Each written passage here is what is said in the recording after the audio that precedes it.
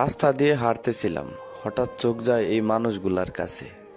কিছুক্ষণ দাঁড়িয়েছিলাম, দেখতেছিলাম ওরা কি করতেছে। পরে বুঝতে পারলাম ওরা ভিক্ষুক, একজন আরেকজনের কাছে ছুটাছুটি করতেছে টাকার জন্য। আমি খুব অবাক হয়ে গেলাম, আমার এলাকার ভিতরে এত ভিক্ষুক আছে, আগে আর কখনো এরকম আমি দেখিনি।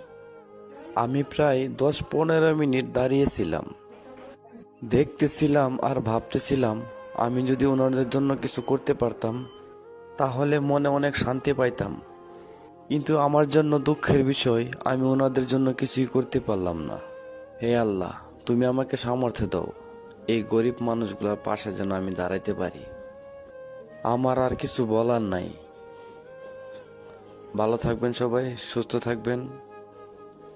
খোদা হাফেজ। তবে যদি পারেন এসব মানুষের পাশে দাঁড়াবেন সবাই। ধন্যবাদ সবাইকে।